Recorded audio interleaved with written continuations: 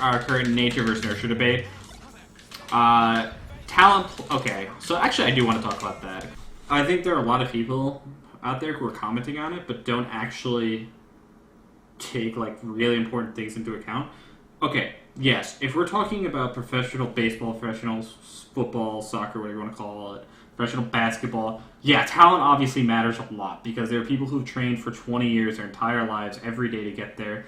And even then, hard work, and even in these situations, people who aren't that talented can still get to the top level, or like top-ish level. It's obviously very possible. I'm sorry, Smash is not that big. It's just not. Nobody has devoted their life, quote-unquote, the way that these professionals have devoted their lives to their craft. The closest by far is Armada. Like, I'm pretty convinced by that, and probably Mewtwo King.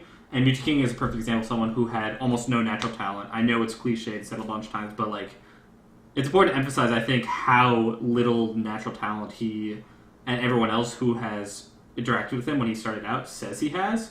And I pretty much agree. Like, when I play him, I feel that. Like, I can understand, like, what they mean. But he's obviously gotten top 5 every year, period, for however many years. I think the only person outside of that who has truly dedicated themselves like that, like, worked that hard, studied, didn't care about what anyone thought, is Armada, and look what happened to him. I'm taking this as someone who, I am going to speak as this for someone who got to top 10 in a very short amount of time. I could have worked exponentially harder than I did in a lot of instances. Obviously, I didn't because between college, work, and Melee wasn't my life. I didn't. But to people who are saying, like, oh, the top are just talented, that's why they got there, or it's so much easier for them. Dude, this game is not that fleshed out. This game is not that polished. We haven't devoted our lives to it for the most part. Like, obviously some of the top have, but that's it. Like, even if you have, like, no talent at all, I think you can still get to top 100 level almost as quick as anybody else has with very little, like, I don't want to say effort. You need to put in a lot of effort, but with very little resistance. Like, I don't think you actually need to have that much. Again, I will admit, I think that, I don't know if I'm actually talented, but I was better at Melee at the start when I picked it up because of my background in video games. But that's just speaking to, like, there's a lot of top-level concepts that I truly don't think I understand yet, despite being there. And in a lot of sense, it almost is like imposter syndrome, but it's like, it shows me that, like, there's so much more. Like, there's so much more that someone could do to beat me that people don't do, and they just lose to me because I'm fast and have good punish game. But if someone, like, sat down and really studied me, or they really, really cared enough to beat me, like, I think they could do it easily. I think, like, any top 20 player could destroy me every set at my current skill if I didn't, like, super hard adapt back, just based off of habits and, like, stuff like that. But it's like, people here are acting like, oh, like, people are at the top are just talented, not everyone could do it. No. Maybe if this was professional sport, but we have not dedicated that much time to it. And most of these people just don't put in the work. It's like, it's frustrating. It's like, I hear so many people who go like, oh, yo, I play like every day. And it's like, I played every day for 5 years. I went to so many tournaments. And then I go to tournaments. It's like, yeah, you're playing at 2 a.m. when you're high as hell, playing like Mario did on Mushroom Kingdom 2. And then you're wondering why your play doesn't translate into results. Like, what the hell are you doing? Of course your play is not going to translate.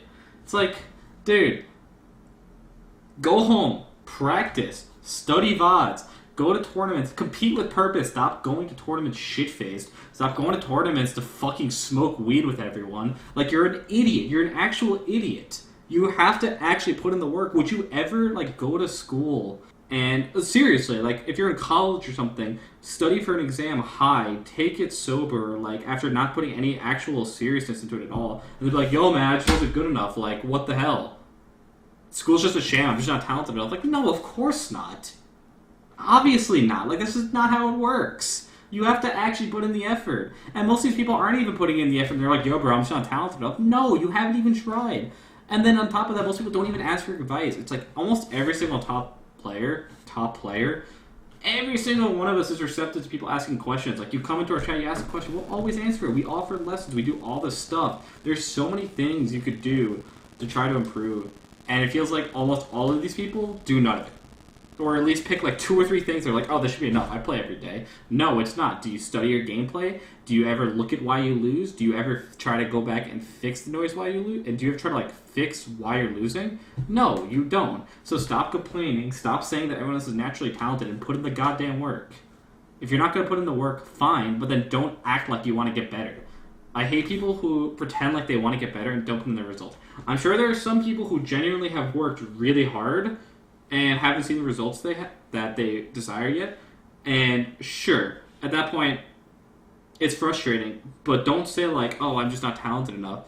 To those people, ask for outside help. Try to figure out, maybe I'm not studying the right way. Maybe I'm not practicing the right way. Maybe there's something that I miss that someone else can see very easily and could help me with. And I've noticed that, like, I don't really want to use an example, but, like, I talk to Bones a lot, and I gave him, like, a lesson or two a while back, and I remember him talking to him, and as I'm watching him, he's like, yeah, I do all this stuff, I don't know how I get better. And he obviously works really hard.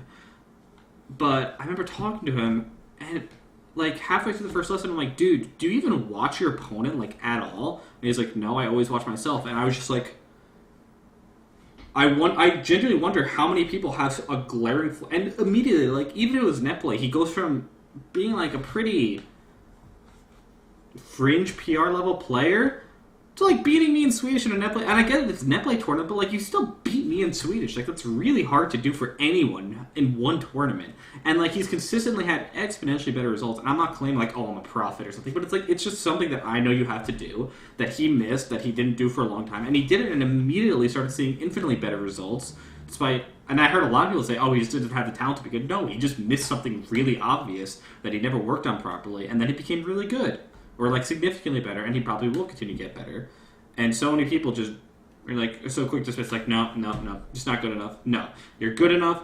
If you're an O tour, you're someone who's really trying to get better, don't get discouraged. You're almost certainly good enough to get to, like, the top level, top 100 level, top 50 level. If you're going to be a top 10 player, yeah, you're going to have to dedicate your life. But I think even then, most people can do it. Like, you just have to really want to dedicate your life and make that your craft. But even then, I think you could do it. So stop being like people aren't talented enough. I think that's not only pessimistic and kind of defeatist, I think it's just wrong. Like, sometimes pessimistic and defeatist views, like, at least are correct. I think it's just wrong. I think it's objectively wrong. I think there's almost nobody in the world who doesn't have the talent to get there. Sure, some people have to work harder than others. I won't disagree with that. But that's true in every discipline. Like, I'm sure there was a kid in your class who got straight A's out studying and you had to work your butt off to get straight A's. But guess what? That work ethic will carry you long term. That's not inherently a bad thing. Yes, it's frustrating. Yes, it might be annoying to see someone get better results without trying. But it makes you, I firmly believe that makes you better in the long run. And is not necessarily a bad thing. Like, work ethic, in my opinion, is a very good thing. So I wouldn't take that as a complete negative either. So that's my thought on the nature versus nurture argument. And I wholeheartedly disagree with everyone who says that talent plays like a significant role in determining who becomes a top player or not. Do you ever think of ways you beat yourself ways? Yeah, of course, all the time. Half the time I do a weird option, it's because I'm thinking like, oh, my opponent should be expecting that I do this like the 30th time in a row. I should probably change it up, and then they don't change it. And that's a skill in itself, knowing when to change things and when not to change things. But yeah, all the time. There's no set formula for how to get better. It's more trial and error, figuring out what works best for you. What works for me might not work for you. What works for you might not work for someone else. It just depends on the person. Like, I don't think there is a set formula. Like, same thing in school. It's like some people do great with Post-it notes. Some people do great by just studying class notes. Some people do great not studying at all. Some people actually do worse when they study.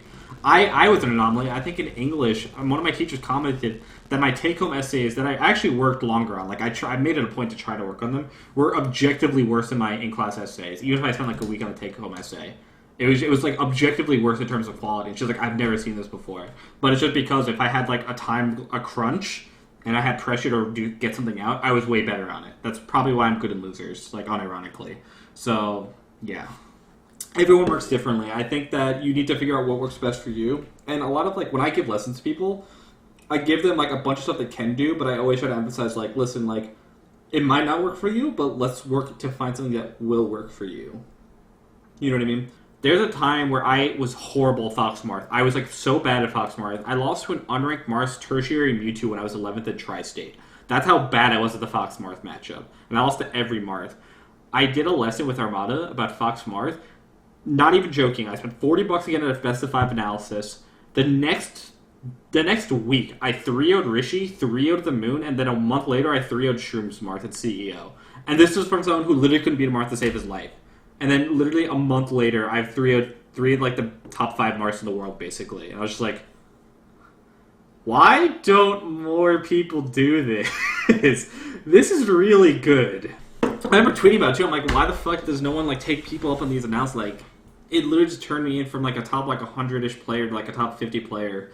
I think, unironically, when I got top 10, I started beating gods. It was actually, long term it'll be good for me, but it was really bad for me because I kind of took that as a sign as I'm there, I deserve to be here, like I'm gonna be here forever, and I kind of stopped being humble about it, and I think that caused like a lot of negative growth and negative mindset views because I started getting a lot more angry around the time when I would lose.